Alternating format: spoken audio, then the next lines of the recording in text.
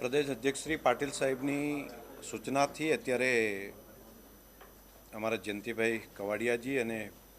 બિપિનભાઈ પટેલ બંને પ્રદેશમાંથી અહીંયા આગળ આવ્યા અને અમારા નિયામક મંડળને એમણે જે સૂચના આપી અને અમારા આખા નિયામક મંડળે સર્વાનુમતે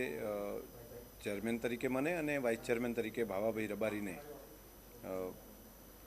અહીંયા ચૂંટણી થઈ બિનહરીફ કર્યું છે। એ માટે હું પ્રમુખશ્રીનો હૃદયપૂર્વક આભાર માનું છું। દેશના પ્રધાનમંત્રી શ્રી મોદી સાહેબની જે આત્મનિર્ભરતાની વાત છે અને ખાસ કરીને સહકારિતા મંત્રી તરીકે દેશમાં સહકારથી સમૃદ્ધિનો મંત્ર લઈને મોદી સાહેબના નેતૃત્વમાં અમિતભાઈ શાહ સાહેબે જે સહકારિતાની એક પરંપરા ઊભી કરી છે, તો સાચા અર્થમાં સહકારિતાની પરંપરા એના થકી આત્મનિર્ભરતા આવે એ બનાસ ડેરીના માધ્યમથી અમને એ કામને આગળ લઈ જઈ રહ્યા છીએ। અમે એ પણ સંકલ્પ કર્યો છે કે રાજ્યના પ્રદેશ પ્રમુખ પાટીલ સાહેબ અને મુખ્યમંત્રી શ્રી ભૂપેન્દ્રભાઈ પટેલ સાહેબ આ બંનેની જે અપેક્ષાઓ છે ખેડૂતોની પશુપાલકો માટેની એ પૂરી કરવામાં બનાસ ડેરી કોઈ પણ કચાશ નહીં રાખે। આપ સૌ જાણો છો કે છેલ્લા 9 વર્ષના સમયગાળામાં આત્મનિર્ભરતા માટેની જે સંકલ્પના દેશના પ્રધાનમંત્રીની 2014થી પછીની જે રહી છે આખા દેશ માટેની, તો બનાસ ડેરીએ દરરોજ પશુપાલકોને 35 કરોડ રૂપિયા જેટલી રકમ એના અકાઉન્ટમાં જમા કરવાનો કામ સુધી પહોંચી છે। દર મહિને 230 કરોડ રૂપિયા જે ચૂકવાતા એની જગ્યાએ અત્યારે માત્ર 9 વર્ષમાં 230 કરોડની જગ્યાએ 1200 કરોડ કરતાં વધારે નાણાં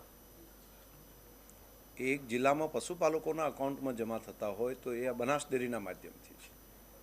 અમારી એક પરંપરા પણ રહી છે નિયામક મંડળની કે અત્યાર સુધીના તમામ નિર્ણયો સર્વાનુમતે થાય છે અને સર્વાનુમતે નિર્ણય કરીને પ્રજાહિત માટે શું કરી શકાય, તો ગોબર ગેસની જે કલ્પના દેશના પ્રધાનમંત્રીશ્રીની હતી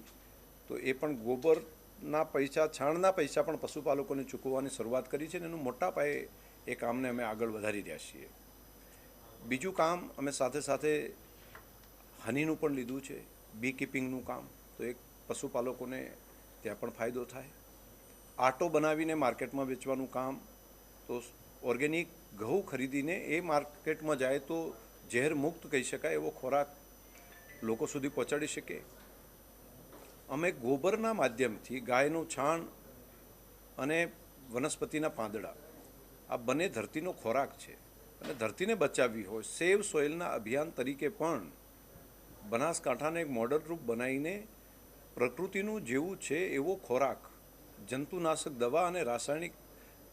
ખાતર વગરનો ખોરાક લોકો સુધી પહોંચે એટલા માટેના એવા ઉત્પાદનો પણ અમે આખા જિલ્લાની અંદર કરવાનું કામ હાથ ઉપર લીધું છે। જળસંચયનું કામ, અમારી જળની જે સમસ્યાઓ છે એનો ઉકેલ કરવાનું પણ નિયામક મંડળે સાથે મળીને લીધું છે। વૃક્ષારોપણનું કામમાં પણ આખા જિલ્લાના પ્રજાજનોને બધાને જોડ્યા છે અને આવનારા સમયમાં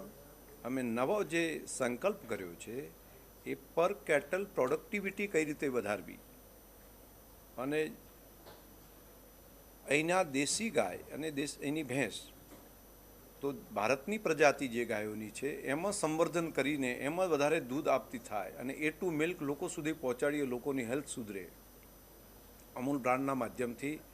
એક નવી ક્રાંતિ બનાસ ડેરીએ અલગ અલગ ફિલ્ડમાં કરી છે। હવે લીમડો અને લીમડાના પત્તા અને લીંબોડીમાંથી પણ વેલ્યુ એડિશન કરવાનું કામ અમે સૌએ ભેગા મળીને હાથ ઉપર લીધું છે। મને ભરોસો છે કે આવનારા સમયની અંદર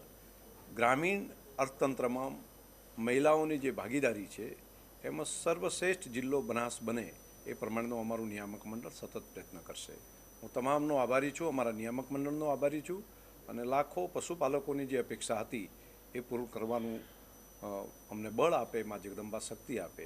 એવી અભ્યર્થના।